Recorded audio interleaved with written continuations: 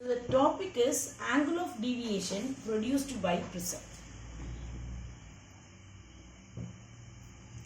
Angle of deviation produced by prism.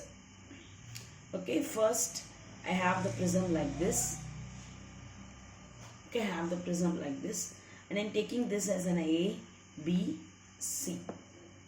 Okay, so these two surfaces are polished so that the light will be reflected in a good way. Okay, so these two surfaces are polished surface, and this surface is to balance the prism. Okay, so now I'm going to pass the ray like this. Okay, in this way I'm passing the ray. So the perpendicular line for this ray I can draw like this. See, like this. Okay, like this I can draw. So now the ray is reflected towards this normal, because the perpendicular only we will tell that is an normal. So this ray will reflect towards the normal. So why? Because rarer to denser, normal only will come. So the ray is reflected in this way. So now again, okay, this ray is going to reflect because this is denser to rarer. So the ray will be reflect in this way. Okay, so the normal which means the perpendicular line for this ray I can draw like this.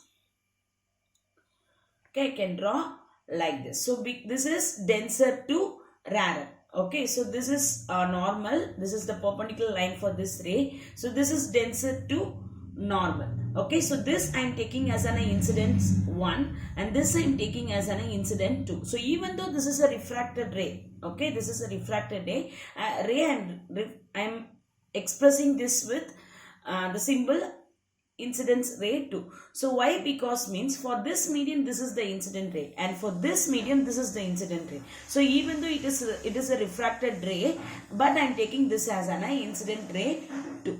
Okay, and I am taking this perpendicular line for this refracted ray is R1, and this side I am taking as an R2.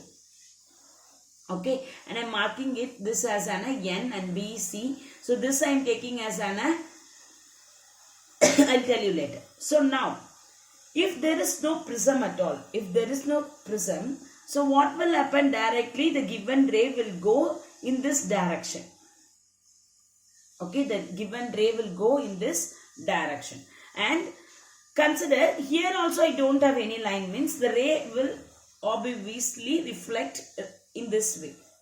Okay, so this I am taking as an angle of deviation. I'll tell you how I have took this. Okay, so instead of this prism only, the ray is refracting. Okay, instead of this prism only, the ray is refracting. But without the prism, the ray will go in this way and also in this way. Okay, it will reflect in this way. Okay, so here the deviation length is this.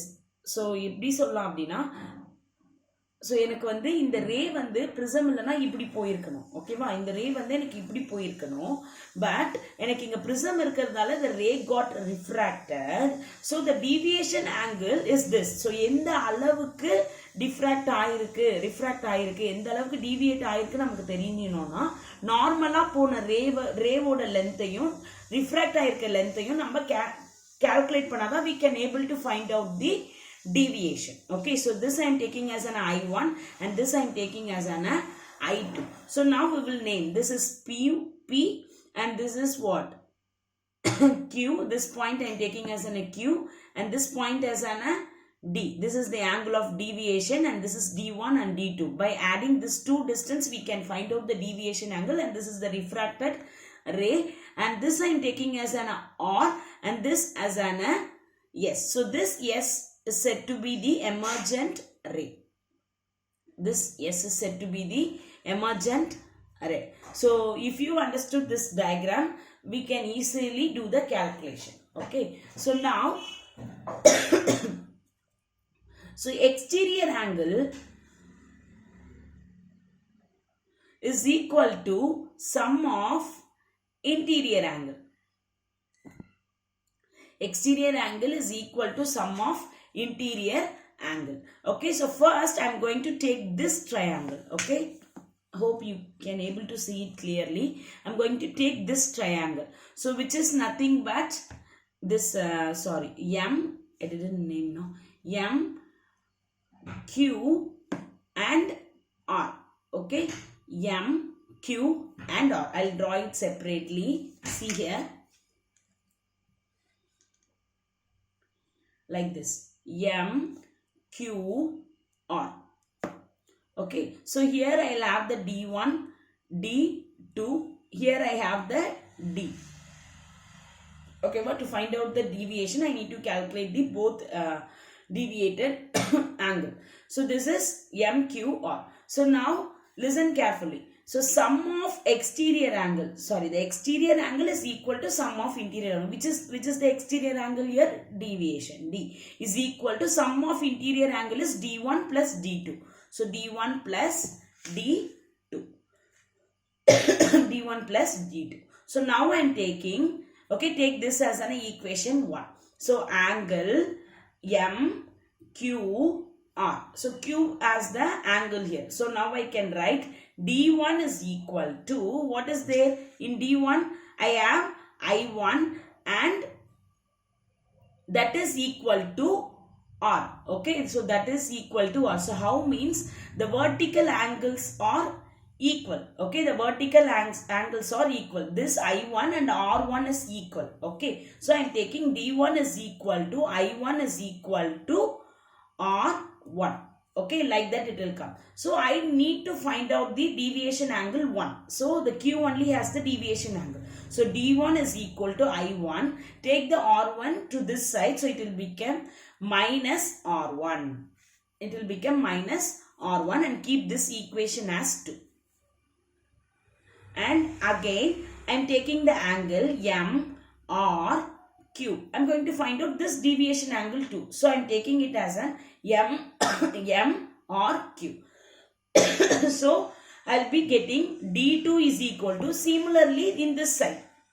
Okay, similarly in this side, this I2 is equal to R2 because these two are vertical angles are equal. So I can write D2 is equal to I2 minus, not minus, equal to R2.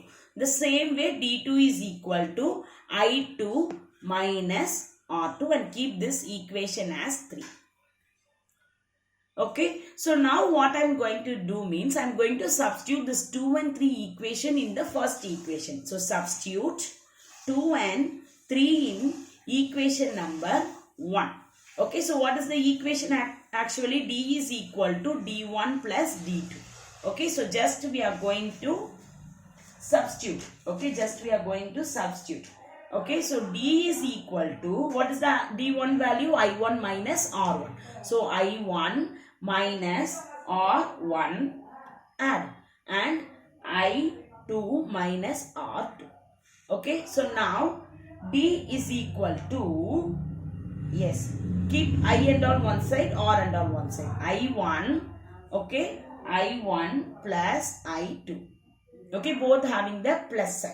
And here it has R1 also minus, R2 also minus. So I am taking the minus as a common and write R1 plus R2. So when you multiply it, multiply the sign with the bracket, you will be getting the minus R1 and minus R2.